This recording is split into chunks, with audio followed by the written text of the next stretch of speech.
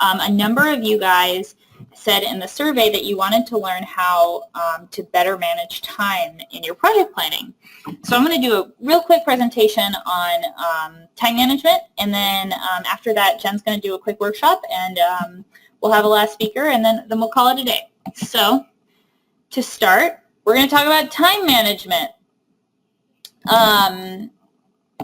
Here we go. So the goals of this quick workshop are to understand why time management is important, learn new ways to break up a big task, learn new ways to prioritize, and then apply these strategies to your projects. So the first thing I want to look at is a strategy called chunking. So say you've got a really big event to plan. Say you're planning a giant peace festival. There's so many things to keep track of. You know, you've got to work with partners. You've got to figure out like a location and how you're going to fund it and convince your parents that it's a good idea. And it's just like, you know, it's easier to just give up. I don't want to do my project anymore. It's too hard. You know, big events can be really overwhelming. So one strategy is to break it up. So brainstorm, what are all the different things that need to happen for this event? Break it up into small tasks. So we have one task, fundraising. We've got another task, finding partnerships. Another task, figuring out where the event will happen. And then break those up into even smaller tasks. So where is it going to happen? Maybe contact a local organization. Contact your grandma who has a big backyard. You know, figure out if it's going to rain when the event is happening. Does it need to be indoors? So break that into even smaller tasks and break those into even smaller tasks. Start putting the tasks in order now that you have all these different chunks, and figure out how long the tasks are going to take. And the reason this is helpful is, you know, if you find out you don't have enough time or you need help, you can ask a friend to help do certain tasks. You can say, you know what, I'm really overwhelmed with fundraising right now. Can you take over all the location-based tasks? So moving forward, most important part of chunking is to make a list, and there's some really awesome applications to figure out how to manage time. Jen and I use them actually here at World Learning. This one on the left side is called Asana, A-S-A-N-A. You can put tasks into a list, you can check them off, you can rearrange them, you can set deadlines. It's free, it's online. Definitely recommend it. On the right side, I use this one. It's called Wunderlist, and it's the same thing. It works really well. I have a Nexus phone, and it works well on my Android. So yeah, definitely recommend these, and there are tons of other free time management apps. So the next part of this presentation is how to prioritize and save time, or in Arabic, zatar. But I don't know if you know the English word for zatar is time, so it's fun. Anyway, make a priority chart. Figure out what's important, figure out what's urgent, and act accordingly. So let's practice. We have a chart here that shows urgency versus importance. So number one, it's something that's urgent and important. You've got to do it now. It needs to happen immediately, and it's critical to ensuring the success of your project. Number two, maybe it's important but not so urgent. So like, you know, I really need to call my grandma.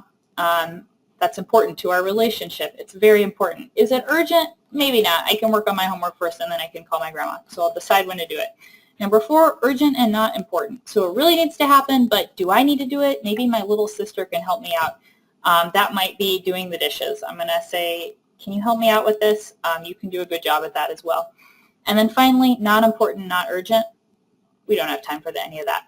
So we're going to do a practice round. I'm going to give a list of items. There's no right answers, but this first list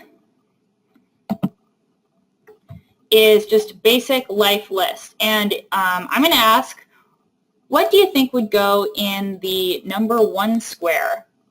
Type something in.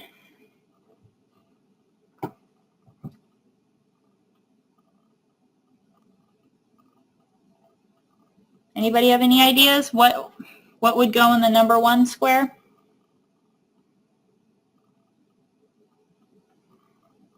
I think something that's urgent and important is setting up a college application. Yeah, that's very smart because those deadlines are like probably passed already if you're applying this year. Oh no, the writing's too small. Well, hopefully you can still sort of see. College application seems to be number 2. What about something that you can delegate? Something that's urgent but maybe less important?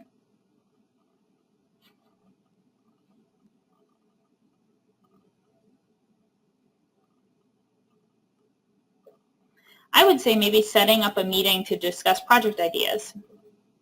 Maybe, yeah, maybe a friend could do it. Yep, that's awesome, Noah. Unfortunately, no, we cannot delegate sleep. I wish I could. I wish I could just like get someone to go to sleep for me. It would be really productive. Okay, we're going to do a new list. This is a little harder, and it's more based on project development.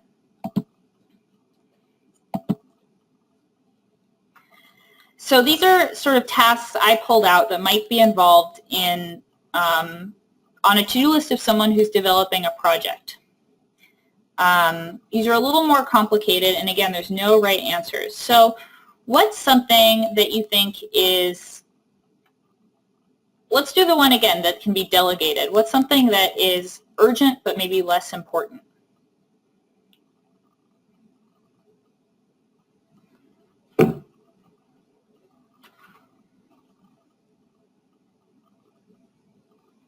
Noah says meet with a team. Definitely depending on that. Yep.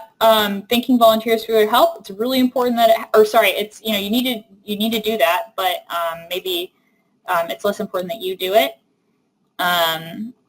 Great answers. And then where would you put explain to parents the importance of the project? Where on the chart would you put that?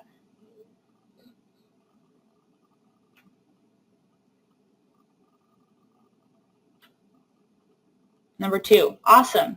Well, thank you guys for your help. I hope this was helpful for you guys. Feel free to reach out to me at any time on Facebook or on email. My email is haley.lep@worldlearning.org, or you can email the DYLEP@worldlearning.org address. I'm happy to answer any questions about time management. And then again, if you have any suggestions for inclusion for this year's DYLEP, I would love any ideas you have.